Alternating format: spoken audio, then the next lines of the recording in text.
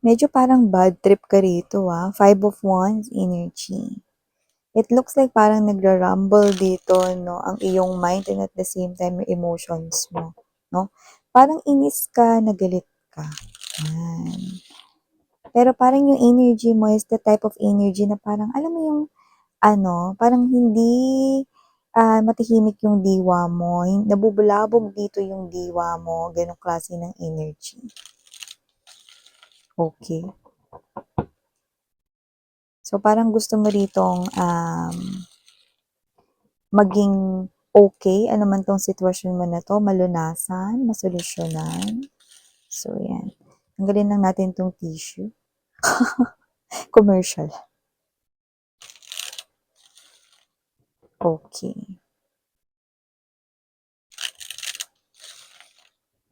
So, I'm seeing you as someone here who is the King of Pentacles. So, pwede kasing kayo ito na pwedeng marami kayo ritong ginagawa or pinagkakaabalahan sa inyong personal life. At mukhang top priority ninyo ngayon ay ang inyong pera. Yung iba pwedeng may multiple kayong pinagkakakitaan like may trabaho, may sideline racket din or may side hustle. Yung iba naman, no, pwedeng may negosyo at pwedeng meron pang isang pinagkakakitaan. So, parang ang main priority ninyo is to work, to earn more, to save more. Pero mukhang meron ditong nagpapagulo ng inyong diwa. So, yun ang ating aalamin upang matulungan kayo na mabigyan ng solusyon, ano man ito. So,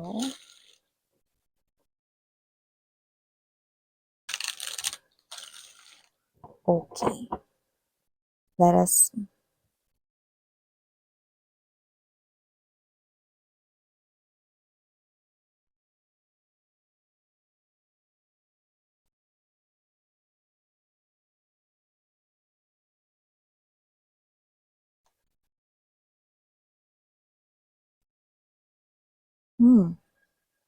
Kaya naman pala, no, gising yung diwa mo dito, no? Kasi ito yung nangyayari. Okay?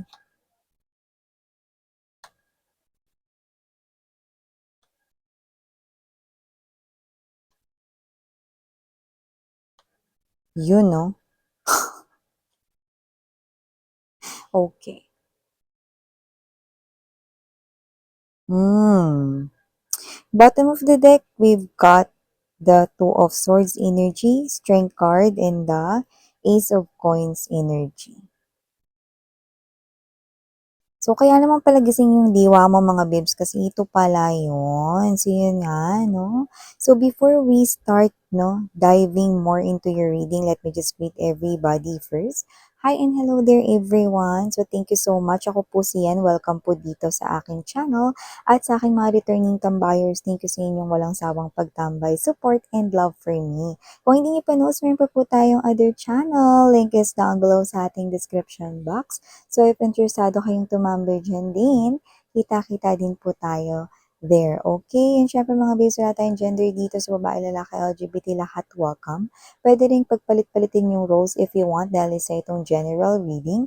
And at the end of the day, you always have your free will with you na free or malaya yung gamitin anytime, anywhere. So, yun nga mga babes, no? Timeless ito. Pwedeng ito ay nangyari na tapos na. Sa iba naman nangyayari ngayon sa kasalukuyan at sa iba naman ay mangyayari pa lang sa kanilang hinaharap or prediction sa kanilang future, no? So, kaya pala parang gising yung diwa ninyo. Alam niyo yung energy na pagod kayo, galing work, galing school, or galing sa paggawa ng trabaho, naglinis ng bahay. Alam niyo yung parang tinatawag na yung katawan ninyo na magpahinga, no, to take a rest or to sleep, no? But, this is you, no, hindi ka makatulog kahit pagoda ka, no? So, hindi ka makatulog rito, but ang maganda, we have here the High Priestess, Ace of Swords and the Queen of Swords. You are appearing here as someone who has this inner knowing, someone who has this um, parang kaalaman, no, sa kung ano yung nangyayari patungkol dito sa bagay na ba't hindi ka makatulog, pagod ka naman, no, ba't hindi ka makapagpahinga, no. So, mga babes, no, this is you, alam mo na meron ditong nag-iisip heavily sa'yo. And tama ka. You know the truth. You have this inner knowing. Someone here is may bigat na dumudugtong or kumukonekta sa iyong enerhiya. So, mukhang alam mo na kung sino ito na parang ikaw kasi ito na, ay naku, ito na naman kami, yan o. So, nakikita ko dito na kung sino man to kumukonek sa inyo with the Five of Pentacles energy, Five of Cups, no? Ito kasi, alam mo kapag kasi labasin ng ating Five of Cups, mga babes, no? At Five of Pentacles, at kahit na ano pang number 5 dyan, ibig sabihin 5 is someone here who wants to create drastic change. When we say drastic, it is something here big. When we say drastic, it is something here na parang gustong-gusto talaga ng pagbabago, porsigido, desidido ng pagbabago, no? Changes ang gusto ditong mangyari sa inyong connection. So ito, kung sino man to, no, nakikita ko dito that with the presence of Five of Cups energy, this is someone here who abandoned you, no, sa past, no? But this person here, okay, wants to reconcile with you, okay, but mas malaki yung porsyento na parang nawawalan na siya rito ng pag-asa, no? Yan, no? We have here the Two of Cups sa likodan niya rito, no? So, parang mas binibigyan niya rito ng pansin, no? Yung mga natapon. Ayan. Excuse me. Yung mga natapon na cups dito, no? So, nakikita ko dito mga bibs, no, na patuloy ang tao na to sa pag-iisip at pagkukonekta sa inyong enerhiya. Patuloy niya kayong iniisip. So, hindi yun haka-haka lang, no, na hindi ka makatulog, pagod ka naman, buong araw ka nagtrabaho, yung isip mo pagoda, yung katawang lupa mo pagoda, tas hindi ka makatulog. So, this is you thinking, no, na may nag-iisip sa akin. And yeah, you're right, no? Someone here is thinking about a reconciliation here with you, wants to rekindle your connection once again. But it looks like this person here is focusing dun sa mga natapon na mga cups. Five of Cups energy is the symbol here of someone na super lonely without you. You know? I'm so lonely. You know? So, kung sino man siya with the Five of Pentacles energy, this is someone here na posibleng talagang blinak nyo na ng bongga, no? Hindi lang sa inyong mga social media platforms, accounts, kundi pati na rin sa inyong life, no? And you have this fully understanding kasi naapektuhan na kayo nito kasi maaga pa yung pasok ninyo bukas. May gagawin pa kayong importante, may report pa kayo, may importanteng meeting pa sa umaga. Pwedeng magbubukas kayo ng sarili niyong shop kung may business kayo. Parang ito na naman, with the Four of Cups energy, ito na naman kami. Iniisip na naman niya ako at mas iniisip niya ako ngayon kasi hindi na naman ako makatulog. Yan. Iniisip kanya rito kasi hinahanap niya yung balanse sa kanyang life ngayon. Kasi nakikita ko rito that this person here is having a hard time with this Seven of Cups energy, no? Nahihirapan siyang maghanap rito, no, ng solusyon sa kanyang nangumulilang puso. You know? So, kung sino man to, oo, inabando na kanya noon, iniwan kanya rito, iniwan sa ere, yung iba may anak kayo rito, nakita ko, no? Yung bata, no, parang hindi niya naisip, umalis siya, lumayo, lumayas, no? Kung asawa mo man yan, ex-boyfriend, ex-girlfriend mo, may anak kayo, kung sino man yan, no, iniwan niya kayo noon sa ere. So, nakita ko dito na may paglisan. So, ngayon, na ikaw ngayon yung parang angat, na parang mas nag-i-embody ng Five of Pentacles energy, nakikita ko dito na parang, ano na, parang para sa'yo, okay, kung yun na yung nangyari, miss yan, ang gusto ko na lang ngayon is makatulog ng maayos dahil may sarili rin akong buhay. Gusto kong pumasok sa trabaho, gusto kong kumita, gusto kong maging maayos yung aking isipan, kumpleto yung tulog ko. Ayan. So, sana wag niya na akong isipin. So, help me God. Pag Girl Scout, na Girl Scout, Boy Scout na yung ganyan. So, yun yung mga babes, no? So, nakikita ko dito na parang kayo ito, na parang tama na, wag niyo na akong isipin kasi hindi ko na rin naman siya naiisip ever. You know? Kung gusto niyo sustentuhan yung anak namin, then go. You know? Parang ganun yung energy mo rito, no? Then, kung ayaw niya, edi God bless.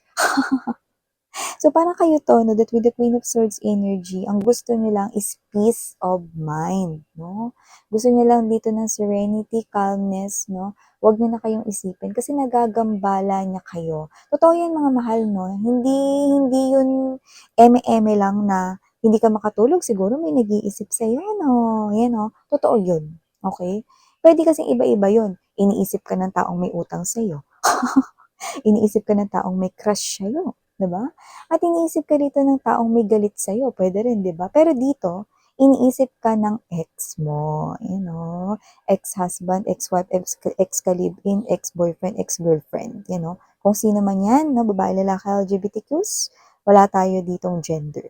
Knight of Cups energy, Eight of Swords right here. This person right here wants to come to you, wants to express and show you yung kanyang emotions and feelings ngayon, for you. Pero nananatiling stuck siya rito. It is because hindi niya alam kung ano ba talaga yung dapat niya ritong ipakita una-una sa'yo. Ano ba yung mga dapat na unang-una ring sabihin sa'yo? Ano ba dapat yung mga bagay na pwede rito na makapagbigay sa kanya ng pag-asa, no? Sa inyong koneksyon na magkaroon ulit ng reconnection, 'di ba? So, nakita ko rito na dahil sa pag-disconnect ninyo sa isa't isa, marami ng mga nangyari. Mm. Oo, minahal mo rin naman siya rito kasi nakita ko rito yung energy mo, no, na nasaktan ka na talaga. Kaya naging mas matapang ka na with the Queen of Swords energy. Nasaktan ka ng bongga at ngayon ay gumagawa ka ng boundaries, no, parang gate na parang hindi lang basta double-walled, kumbaga sa baso, no? Meron pang dekuryente yung gate mo, no? High-tech pa yan, no? Advanced ang technology. So, hindi ka na basta-basta dito magugoyo, lalo na kung past lover or past person. Parang ikaw to na, gawin niya yung gusto niya, miss yan, wala naman akong pakialam. Pero sana wag niya na akong isipin kasi nahihirapan akong makatulog, miss yan. Yeah, hindi ko naman din makokontrol itong tao na to na mag-isip sa inyo dahil ngayon pa na nare-realize niya rito mga babes, no, na mukhang maling-mali talaga siya. Wala pong butiking dumaan. Ako po yun na maling-mali talaga siya sa kanya ritong desisyong nagawa. So nakikita ko dito na nagiging mabagal with this Six of Swords energy ang kanyang pagkilo sapagkat hindi niya nga po alam ang kanyang gagawin. Kahit na binibigyan siya rito ng mga advices ng mga tao sa paligid niya, mga kaibigan niya, family members, katrabaho, wala parang hindi niya mapagpasyahan na magiging epektibo ito or kakagat ka dito, no? So with the Two of Swords energy hanggang ngayon, yan, no? Hindi niya pa rin alam dito yung dapat niyang gawin. Medyo imbis na tumataas yung confidence niya, no, dito sa connection na to, mas lalong bumababa yung kanya ritong pag-asa. Pero ito yung pinakagusto niya rito, ang bagong simula with you guys, with the Ace of Pentacles energy.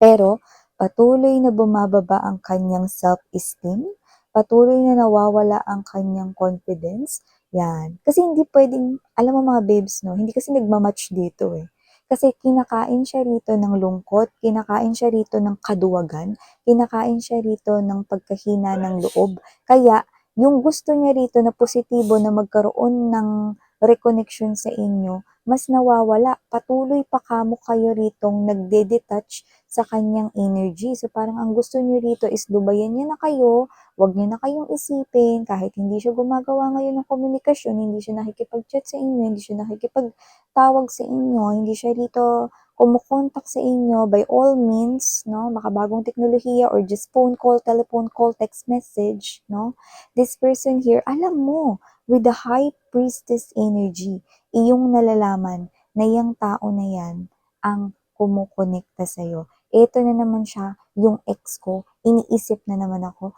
ay, sana lubayan niya na ako kasi hindi ako nakakatulog ng maayos. Dapat nakakapagpahinga na ako ngayon. Ilang gabi na rin ito.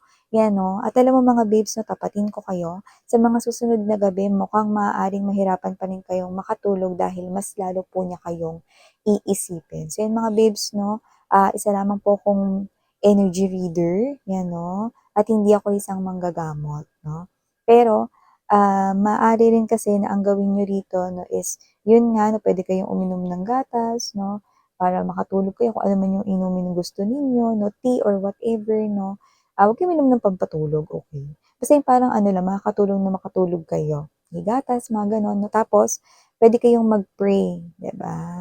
So, nakikita ko kasi dito medyo palakas ng palakas yung pag-iisip niya sa inyo. Kaya palakas ng palakas yung kapit ng enerhiya niya sa inyo. the more na iniisip niya, kasi ganito yun eh, iniisip niya rin po kasi kayo all throughout his or her day. Nasa trabaho man siya, nasa bahay, kahit na may ginagawa, iniisip niya kayo. Pero mas lalo po kasi niya kayong iniisip during bedtime. Yung nakatingala lang siya sa ceiling, yung wala siyang ginagawa, or tulalay lang siya sa bintana, no, mga ganun. So, more likely, at night time, when it's already dark, and everybody is about to fall asleep or to go to bed, that is also the time this person here, mas heavily ang pag-iisip niya sa inyo. So, nakikita ko rito, no, na itong person na to, no, ay iniisip ka niya dun sa oras na matutulog ka na rin. Yan. So, kahit pagod ka na, gusto mo matulog, hindi mo maintindihan, no, kung di ka makatulog nung una, ganun. Pero ngayon, alam mo na itong tao na to ay iniisip ka. Yeah, ito yung mga mensahe nakuha natin for you. Guys, thank you so much. Muli akong inyong Yana Uni. Sarang Love in Light. Annyeong.